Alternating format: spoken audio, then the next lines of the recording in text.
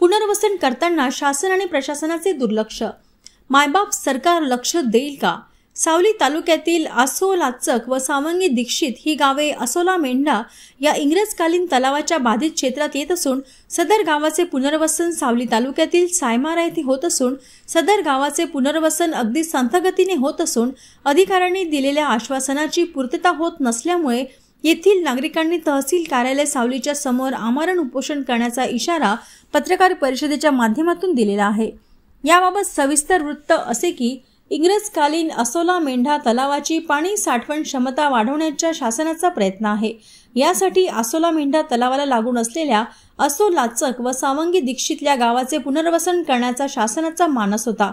त्या दृष्टीने प्रयत्न करण्यात आले। सावली तालुक्यातील सायमारा येथे पुनर्वसन करून देण्याचे निश्चित झाले, मात्र पुनर्वसनाचे काम अतिशय संथ गतीने सुरू असल्याचा आरोप येथील नागरिकांनी केला आहे।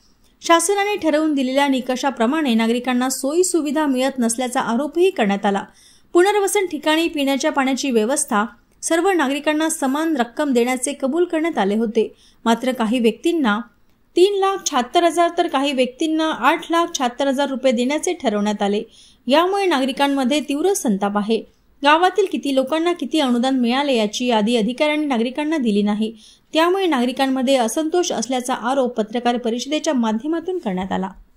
दरम्यान आसोला मेंढा तलावाच्या नूतनीकरणाचे कामकाज सुद्धा संथ गतीने सुरू असल्यामुळे सावळी तालुक्यातील नागरिक दुबार पिकासाठी प्रतीक्षा करीत आहेत। आम्हाला जोपर्यंत न्याय मिळणार नाही तोपर्यंत आम्ही उपोषण सोडणार नाही, असा पवित्रा पत्रकार परिषदेत नागरिकांनी घेतला।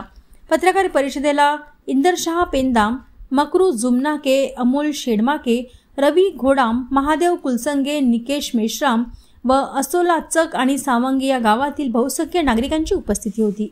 22/6/2025 आसोलाचक इथे पुनर्वसित गावाचे सावंगी दीक्षित तथा आसोलाचक या गावातील लोकांचा पत्रकार परिषद घेण्यात आली। गेल्या काही वर्षापासून सावंगी व आसोलाचक या गावाचे सायमारा येथे पुनर्वसित करण्यात आले, परंतु धोरण ठरविण्यात आले, मात्र गेल्या आसोला व सावंगी या गावाचे पुनर्वसनाचे काम थांबवले असून शासनाने गावकऱ्यांना वाऱ्यावर सोडल्याचे दिसून येत आहे। गावकऱ्यांच्या वतीने तहसील कार्यालय सावली येथे आमरण उपोषण करण्यात येणार, ज्यात सर्व नागरिकांना समान पैसे मिळायला हवे।